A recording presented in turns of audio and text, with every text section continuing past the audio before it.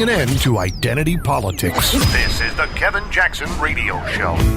Welcome back, everybody. Kevin Jackson. It's the Kevin Jackson Show. KJRadio.com. I've talked about the amount of money spent protecting us from radicals. Radical Islam, radical leftists, you name it. Increased presence of police here and there, building more prisons. They call it the prison industrial complex. The media feeds into it. They love it. When that church shooting occurred in Texas, whether you believe it or not, the left celebrated it. The gun control lobby celebrated it. Muslims celebrated it. Oh, white guy did it. The white establishment, the leftist establishment, the elitists, they celebrated it. Oh, we got us another white, right-wing hero, who, by the way, is an atheist and is a left-winger. Don't think that's going to change the narrative. Don't think they're going to sell it that way. No. They're happy it wasn't a Muslim. They're happy that churchgoers got shot up. You can bet there were people in this country on the left who said, yeah, kill those sanctimonious Bible thumpers that think they know it all. They're the people who voted for Trump. That's what you'd hear from these folks. They want you to believe they love and they care about you. Chelsea Handler tweeting, yeah, killing all those people, the guns, it's the guns killing those church people. Chelsea Handler doesn't care about the fact that church people got killed. She doesn't know what the inside of the church looks like. I tweeted to her, Chelsea, you do know they did not shoot up a mosque. Don't waste too much sympathy on us Christians. Yeah, Chelsea wanted to protect us. Debra Messing of Will and Grace. She wanted to protect us from our guns. Crazy gun nuts. Does it matter if this guy had an illegal gun? No, that doesn't fit the narrative. He's a guy who went and shot up a church. Like she cares. She's Jewish. It wasn't a synagogue. Debra Messing. Doesn't matter. On the heels of the New York City terror attack, where this Uzbekistan Muslim came to America on a diversity visa, mowed down 20 people on bikes, killed 8 of them, we get a shooter in Texas. And here's what these events have in common, folks. First, they are both acts of terror. Second, and certainly the biggest commonality involving these two, is leftism, because both of these men were radicalized in America. That's right. In regards to the horrific event in Texas, leftists are going to once again talk about gun control. We got to ban the guns. That's the mantra. Now, given that the number of these attacks dramatically increased during the time of Obama, I contend that leftism radicalized that killer. But I'll get back to that. Guy's name was Keller, by the way, or Kelly. Vox, which is a leftist online rag, they recognize the radicalization of America, but they only point the finger at white America. And here's what it says. It raises the question, why is this leading people to such extremes in terms of radicalization? And it goes on. I turn to experts on radicalization and terrorism for answers. One thing that surprised me, they consistently said the processes of radicalization are similar across ideologies, whether the person is a jihadist, a white supremacist, or some other belief system. The processes are much the same. Mary Beth Altier, an expert on radicalization at New York University, told me there aren't any distinctions between joining a group like the KKK and ISIS. That's Obama's baby, ISIS. The Democrats birthed the KKK. Now, as for Sapov, the Russian Muslim terrorist, the Muslim terrorist who killed the people in New York. I'm associating him with the Russians. Check it out. Anyway, and who mowed down all these people in this terror attack, leftists declared that he got radicalized in America. And they've said this a couple of times. The guy who killed the people in San Bernardino, they talked about how he came over, but he was radicalized when he met his wife, and she came over, she radicalized him. In other words, it isn't that they come over bad. No, not at all. They get here, and then they become radicals. That's right. Now, Here's how Politico describes what I can only call hateful America as it pertains to Muslims. We need to think about these problems now because the political climate in both places, Europe and America, could not be more perilous. In the United States, the relentlessly Islamophobic Donald Trump outdid himself on Monday, calling for a total and complete shutdown of Muslims entering the U.S.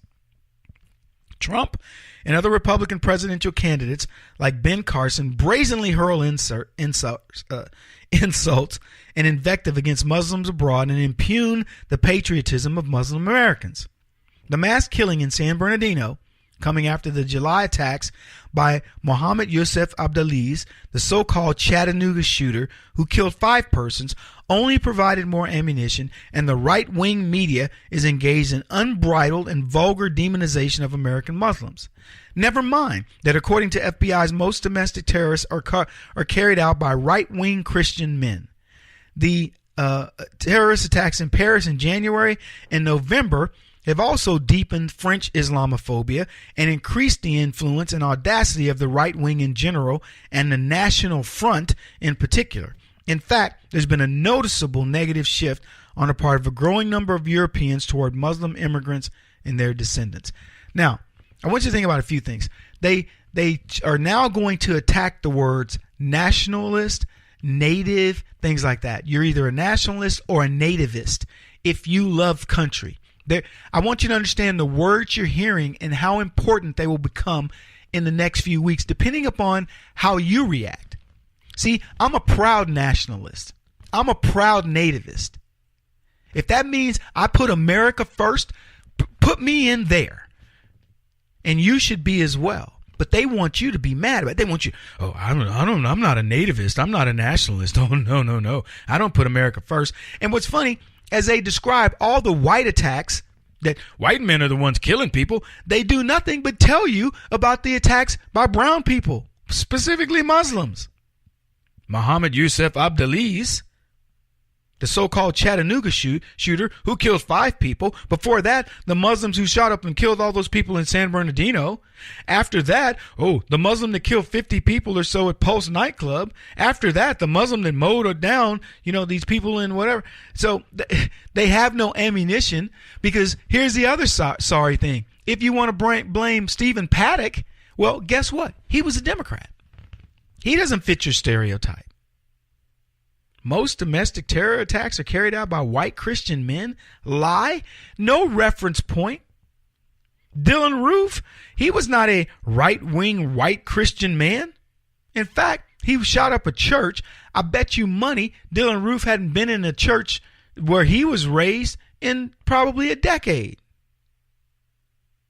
It's unbelievable. So the new terminology, the new thing that what the left wants you to understand is that these Muslims are not coming over here radical. They're getting radicalized when they get here. The best country in the world has assimilated more races, creeds, nationalities, and genders or whatever than anybody else on the planet. And they want to tell you that you haven't done enough. You're the reason that these people become radicalized. But I ask, who was to blame? Because America has always been that melting pot. We allow almost all immigrants in. Few would disagree that we are probably the most integrated nation on the face of the planet, well, in the universe. I'll get it out. So why suddenly is there a shift to this radicalization? Decades ago, we didn't have all this radicalization as an issue, and we've been letting people in for decades. So the answer is simple: leftism. Radicalization, folks, doesn't fall on the bony shoulders of Barack Obama, not solely. Only a moron would argue, however, that Obama didn't put radicalization on steroids.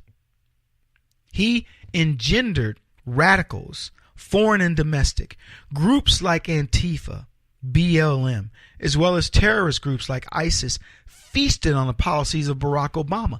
And the left hate when we bring this up, even though it's flatly true. How many immigrants committed such crimes as this guy Saipov, pre-2000? Don't get me going, because I know exactly how many terror attacks there were in the world in the decade of the 90s, at least based on the information that has been reported. There were a total of 35 Muslim attacks worldwide in the decade of the 90s, and now we get 35 Muslim attacks within days. So the radicalization has occurred under the left, under the watchful eye of Barack Obama. We've become more radical in America. I'm talking foreigners and domestic. And the reason is leftism, and we're going to make them own it. He won't stop until he's the top-rated radio talk show host in America. What kind of weird competitive freak are you? This is the Kevin Jackson Radio Show.